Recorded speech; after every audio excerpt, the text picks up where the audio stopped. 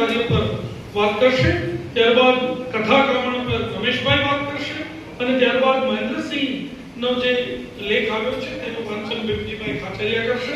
વચમાં સંપાદકની કોઈ ભૂમિકા સંચાલકની કોઈ ભૂમિકા રહેશે નહીં અને આ બેઠકમાં વચ્ચે પણ એવું કહેવા નહીં આવું કે હવે હું રમેશભાઈને વિનંતી કરું, પહેલા પ્રવીણભાઈ, પછી રમેશભાઈ અને પછી બિરજીભાઈ. આભાર.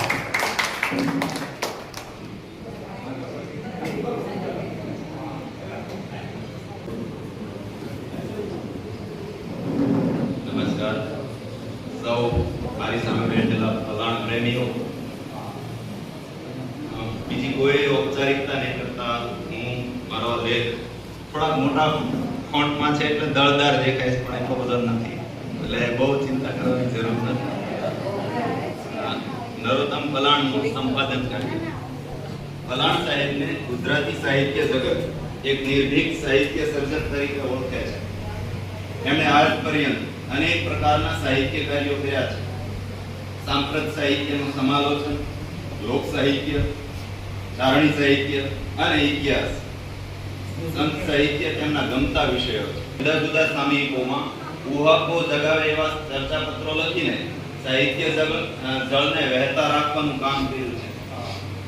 અધ્યાપકની ડાયરી જેવા પુસ્તકમાં તેમનું સાંપ્રત સાહિત્ય, સંસ્થાઓ અને સમકાલીન સર્જકો વિશેનું મરમાળું અને નિર્ભીક લખાણ મળે છે. ઝડપથી અને દૃષ્ટિ વિના કરેલા સંપાદનો ઉપકારક લાગતા નથી. એક સંપાદકીમાં એ જણાવે છે, સંપાદન એક લાંબ છે. એક, એમણે જુદા જુદા નિમિત્તો તળે વિદ્વાનોના લેખોનું કરેલું ચયન, અને બે, પોતે જ કોઈ સ્થળ વિશેષનું એકલા હાથે કરેલું સંશોધન સંપાદન. જો કે એમણે કરેલા આવા પ્રકારના પ્રકલ્પરૂપ કાર્યોને સંપાદન નહીં પણ ઇતિહાસ તરીકે ઓળખાવ્યા છે. પણ આવા ગ્રંથોનું ઝીણવટથી નિરીક્ષણ કર્યું તો ખ્યાલ આવ્યો કે એમનું એક પ્રકારનું સંપાદન જ છે. કારણ કે જે તે સ્થળનું ક્ષેત્રનું નિરીક્ષણ કરી, મૌખિક ઇતિહાસનું વાંચન કરી, આધાર પુરાવા સહિત સમાર્જિત કરી સંપાદન કરે છે. જો કે અહીં એમના પહેલા પ્રકારના મને પ્રાપ્ય 6 ગ્રંથોને આધારે જ વાત કરવી પડે તેમ છે સમયના અભાવે. એમનું પહેલું સંપાદન છે શ્રી કેકા શાસ્ત્રી બાલ ગ્રંથ. લાલ રૈયારેલાનું સાહિત્ય અધિવેશનમાં કુલ 11 વક્તવ્યો થયેલા. ઇતિહાસના વિદ્વાનો દ્વારા થયેલા આ સંશોધન લેખો માધવપુરને કેન્દ્રમાં રાખીને લખાયેલ હોય એને સંપાદકો દ્વારા માધવ વધુ એવું શીર્ષક આપવામાં આવ્યું. ઇતિહાસ પરિષદનું અધિવેશન આ સ્થળે રાખવાનો હેતુ દર્શાવતા સંપાદક નોંધે છે, ઇતિહાસના વિદ્વાનો આ સ્થળની સંસ્કૃતિથી પરિચિત થાય એવો હોય સંપાદકોની નજર આ લેખોને આધારભૂત સંદર્ભ ગ્રંથ બનાવવા તરફની રહી છે. 72 પાનાની આ પુસ્તિકામાં જેને શ્રી કૃષ્ણ અને રૂકમણીજીના વિવાહનું સ્થળ માનવામાં આવ્યું છે એવા માધવપુર ઘેડ વિસ્તારના ઐતિહાસિક પાસાઓને કેન્દ્ર સ્થાને રાખીને વિદ્વાનોના સંશોધન લેખો સમાવ્યા છે. આ પુસ્તિકામાં બધા લેખોમાં જુદા પડતા 2 લેખોનો વિશેષ ઉલ્લેખ કરવો પડે તેમ છે.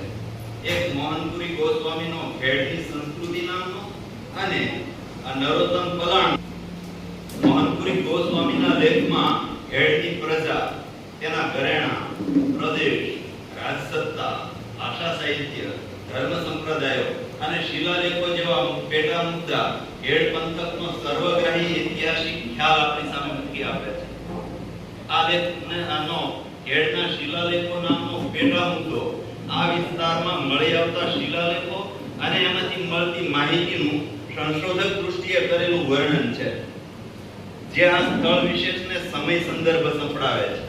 માધવપુરના પુરાવશેષોમાં ખુદ પલાણ સાહેબે માધવપુર સ્થિત પુરાવશેષોનું એક પુરાતત્વવિદની દૃષ્ટિએ રસપ્રદ વર્ણન કર્યું છે. આ વર્ણન અંતે આપેલા અવશેષ વિશેષ શીર્ષક તળે આ પુરાવશેષોની તસવીરો ભાવકને આ વિધાને માણવાનો બેવડો દોષ આપે છે. અંતે મુકાયેલો આ લેખ આગળના બધા લેખોને એક પ્રકારનો આધારભૂત સંદર્ભ સંપડાવે છે. આવું જ એમનું બીજું સંપાદન છે. શ્રી કેકા શાસ્ત્રી 75 વર્ષના થયા એની ઉજવણીના ભાગરૂપે એક અભિનંદન ગ્રંથ બનાવવાનો નિર્ણય લેવામાં આવ્યો. આ ગ્રંથના નિવેદનમાં નરોત્તમ પલાણ આવા પ્રકારના અભિનંદન ગ્રંથની આદર્શ વિભાવના રજૂ કરતા બે નમૂનેદાર સંપાદકો, એક મુનશી અભિનંદન ગ્રંથ અને ચિત્રાવ શાસ્ત્રી અભિનંદન ગ્રંથનો હવાલો આપે છે. અંગ્રેજીમાં લખાયેલા આ બે ગ્રંથમાં ચરિત્ર નાયકના ગુણ કીર્તન સાવ અલ્પ, જ્યારે એના રસના વિશે ઊંડાણપૂર્વકના પ્રદાનની વાત કરવામાં આવી છે. આ સંપાદનમાં પહેલી નજરે આપણને એમ થાય કે કેકા શાસ્ત્રીના જીવન કવન વિશેના લેખો હશે, પણ એવું બિલકુલ નથી. ઉપર કહ્યું એ પ્રમાણે ચરિત્ર નાયકના મનગમતા વિષયોના એક ક્ષેત્રના વિદ્વાનો પાસેથી લેખો મંગાવીને તેમને સાચા અર્થમાં આનંદિત કરે તેવું કાર્ય કરેલું એ સમયે. આ સંપાદનને સંપાદકોએ કુલ 6 વિભાગમાં વહેંચ્યું છે. પહેલામાં આત્મગોષ્ઠી શીર્ષકથી 30 પાના રોકતું શાસ્ત્રીજીનું પોતાના જીવન અને કવન વિષયક લખાણ, એમની સર્વગ્રાહી તસવીર આપણી સામે મૂકી આપે છે. એમાં સંપાદકની દ્રષ્ટિ છે એ આપણને ઉડીને આંખે વળગે છે. એવો જ લેખ સંપાદકોએ બહુ જહેમત ઉઠાવીને 14 પેટા વિભાગમાં વહેંચીને કેકા શાસ્ત્રીના પ્રકાશનો શીર્ષકથી મૂક્યો છે. એમાં એમના એ સમયના, એટલે કે કેકા શાસ્ત્રી 75 વર્ષના હતા ત્યાર સુધીમાં પ્રકાશિત 153 પુસ્તકોની યાદી છે. એમાં 90 પુસ્તક તો સંશોધન વિષયક છે. આ ઉપરાંત ભાષા, લિપિ, સાહિત્ય વગેરેના 65 લેખો, પુરાતત્વ ઇતિહાસ વિષયક 42 લેખો, ધર્મ અને સમાજ વિષયક 31 લેખો, 24 ચરિત્રાત્મક લેખો ઉપરાંત સમીક્ષાઓ, પ્રકરણ લેખો અને એમના હિન્દી, અંગ્રેજી ભાષામાં લખાયેલા પુસ્તકો લેખોની વર્ષાનુક્રમે સૂચિ આપવામાં આવી છે, જે શાસ્ત્રીજીના સાહિત્ય સર્જન માટે એક આધારભૂત સંદર્ભ સ્ત્રોતની ગરજ સારે છે.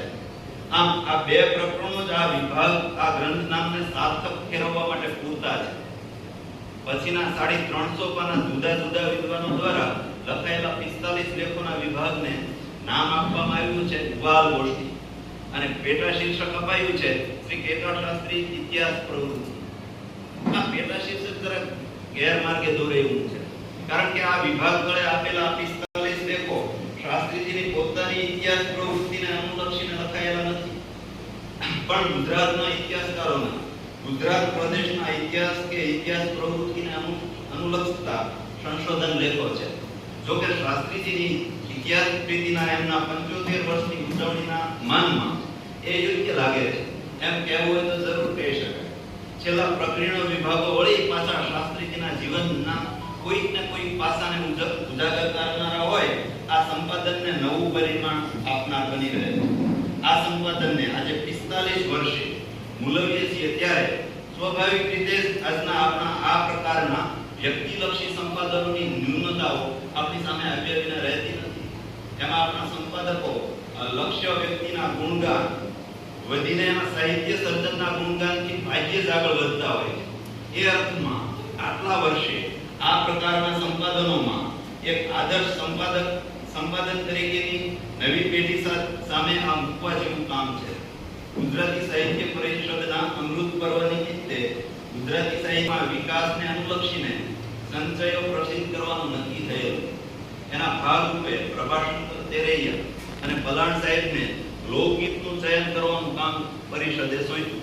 પરિણામે ઈસવીસન 1981માં ગુજરાતી લોકગીત નામનું આ સંપાદન પ્રસિદ્ધ થયું.